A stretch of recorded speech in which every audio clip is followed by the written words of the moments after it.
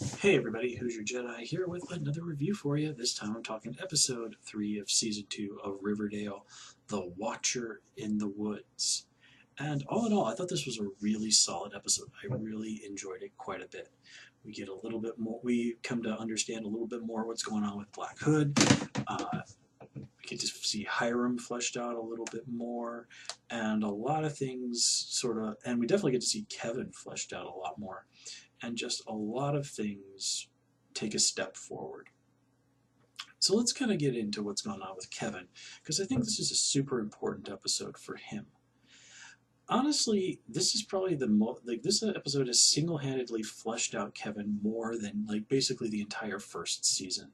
His more camp tendencies seem to have been toned down a little bit, and we really get some insight into what's going on inside of Kevin's head. Um, his speech with him kind of getting on Betty's case about how, you know what, you don't really understand a lot of what's going on with me, and well, okay, let's take a step back. It really does highlight that Kevin is struggling with being a gay kid in a small town. Now, granted, most of the people around him seem to be at least reasonably supportive of him. He's got friends. His dad is cool with him being gay, although this episode does imply that maybe his dad has accepted it, but it's not something that they've beyond that really discussed a great deal. But he's still having trouble, finding a real solid relationship. I mean, the last guy he had anything going on with seriously ended up being an accessory after the fact to a murder of one of Kevin's classmates. So, yeah, not so great there. And we also kind of get the insight that, Kevin used to be kind of a fat, pimply-faced kid.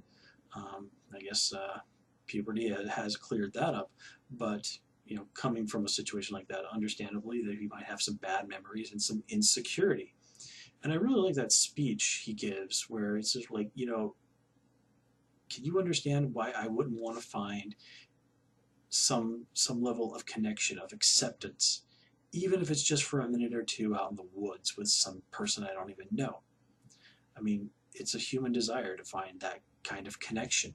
And Kevin is totally right that Betty doesn't really kind of get how much more diverse her dating options are than anything that Kevin has probably ever had on the table.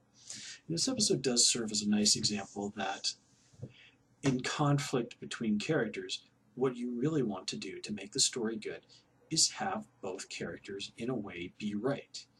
On the one hand, Kevin is completely correct that, Betty is, even though she's his friend, Betty is seriously overstepping herself and trying to basically kind of tell Kevin what he can do with his life.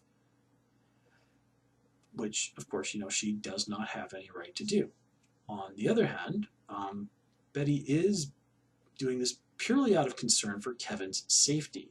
And she is basically telling him, look, until we find this crazy person who has murdered at least one person, almost murdered your friend's father, and almost murdered two of your classmates, maybe you should stay away from the woods, which would be a prime hunting ground for him. He also seems to be going after quote-unquote sinners, and being a gay guy, pretty well fit that profile. So, yeah, Betty's overstepping herself, but she's doing it for all the right reasons, and sort of hey, don't put yourself in danger for, well, okay, in fairness, she doesn't really get quite what Kevin is doing out there. He's not really concerned with just satiating his own physical desires. It's really those emotional desires, those basic human emotional desires, Maslow's hierarchy of needs and all of that he is trying to satisfy out there. And I do like that the show even has Kevin acknowledge, yeah, I don't even know why I do this. I know I shouldn't do this. I can't help myself. Kind of, again, adding a little bit of credence to Betty's argument that it really is better for Kevin, not just because of the Black Hood, to stay out of those woods because he's doing something that is going to lead him down emotionally an ultimately unhealthy path. So, yeah, again, Kevin is right that Betty is overstepping herself, and Betty is right that what Kevin is doing is exceptionally reckless under the current circumstances. And, that he is putting himself in serious danger by doing this. And the incident that happens at the end, where Kevin kind of has this bad feeling about this dude he meets out in the woods and ultimately gets the heck out of there, possibly saving his own life. So, yeah, it's nicely done. And I really did enjoy that moment where he and his dad had that conversation, where it's pretty clear that they're going to try and, kind of make sure that there's not so many things unsaid anymore. So yeah, man, finally, Kevin is a really important character in the comics. People are very, very fond of him. I haven't read a huge amount of stuff with Kevin in it, but what I have read him, left me with nothing but good opinions. Kevin's a cool character. He's a great addition to the Archie mythos. But like I said, I thought they didn't handle him so great the first season. Now it looks like they're kind of coming around, and I'm cool with that. Let's see, what else? Boy. Oh, and I really like that scene at the hospital with Moose. Moose last season felt very flat and very thin. Sort of him being in the closet about being bi, that was about all that we really had going on with Moose. Here, he's much more heartfelt, especially when it comes to Kevin, and I thought that was nicely done. Nothing particular to say about Cheryl this episode. It just goes to show you that, oddly enough, she and Betty's mom have one thing in common, is that they both seem to enjoy stirring the pot.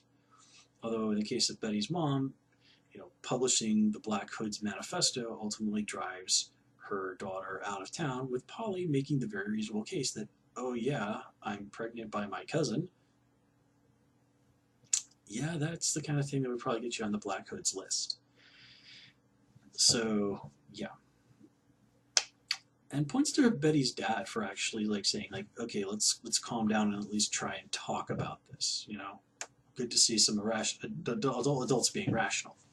Which, of course, Archie's dad again tries to be rational about this, but Archie is not in a rational mood, which ultimately leads him to doing this whole red circle thing. Which I love what that scene that they did with the comic books, and juxtaposing that with the song about being a bad man. That was very nicely done.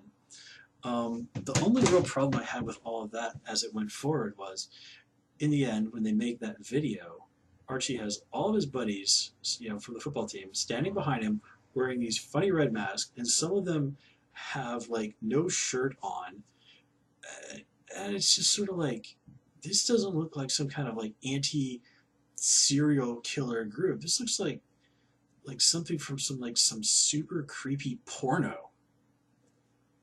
So it's just oh my god, it's just sort of no, this doesn't look intimidating. This looks creepy and gross. So we're just going to leave it at that. And of course, he was basically goaded into this by Veronica's dad, who continues to sort of really treat his wife really crappy. I mean, sort of hey, don't you try and poison my daughter against me again, because that's a bad idea. I mean, again, really driving home the point that he does not see Hermione as an equal. It continues to feel like he sees his wife as nothing more than a servant, which is super, super creepy.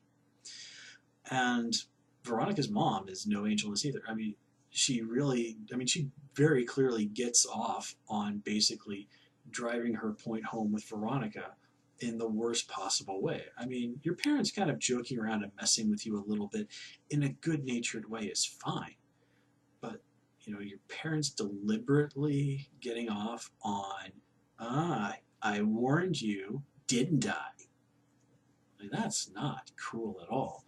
Although her warning to Veronica about don't expect your father to change overnight, that's true. I mean, she is right. Veronica is expecting way too much, way too fast from her dad. And this all kind of results in him, of course, basically saying hey, Archie, stay out of my daughter's bedroom. Which, okay, that just it's understandable a dad is going to take that stance. But him deliberately goading Archie into doing something clearly stupid, which, doesn't take a lot to goad a teenage boy into doing something stupid. Well, what his ultimate goal is almost ultimately immaterial at this moment. He wants Archie to do something stupid, so he's got leverage against Archie should he need to dispose of Archie later, or at least take Archie off the board. Archie is someone who is very strongly connected to Veronica, and you can tell in Hiram's mind, anybody who has any sort of real strong influence over Veronica is a potential threat. I mean, he made it very clear this episode that he would not tolerate that from his wife, from her mother.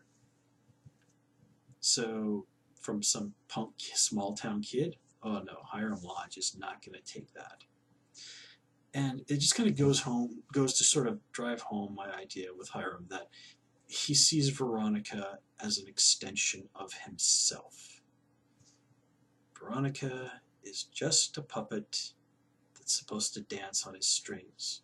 Because in Hiram's world, that's how she functions as a good daughter. Again, Hiram is basically incapable of seeing anyone as his equal. Not his wife, not his daughter, not anyone. And people who place themselves above everybody else in the world, those are the people that basically ruin the world. So, let's see, what else do we need to talk about? Yes, Jughead, of course, Jughead. Nice to see his relationship with Betty still going on, still having its cute moments. We are introduced to the character of Tony Topaz, who is a character from the comics. Not one I'm familiar with. All I really know about her is that she was basically the first character in the Archie universe to be established as bisexual. Okay, cool. She does seem to get along well with Jughead, sort of serving as a guide. Of course, this being due to their mutual connection to the Serpents.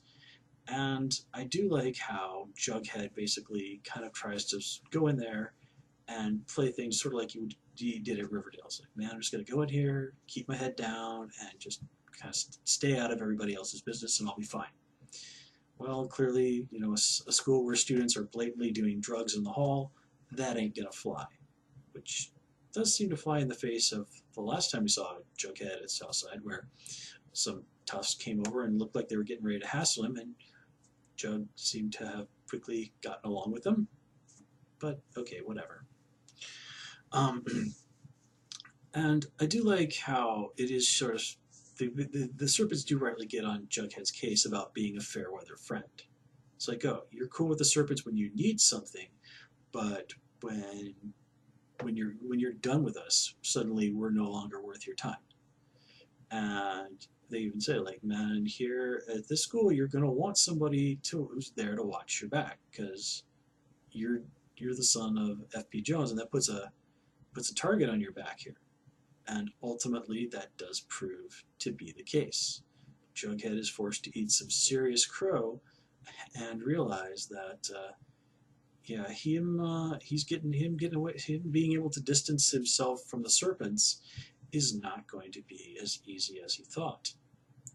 Compound with this with the fact that he owes Penny Peabody a favor, and there are some not happy days ahead in Jughead's future. Not happy days at all. And let's see.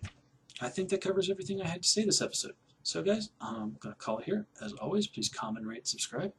You can, of course, join me on Twitter at Who's Your Jedi, and you can also find me on Twitter at Who's Your Jedi, and on Tumblr at Jedi Reviewer. Till next time, take care and have a good one.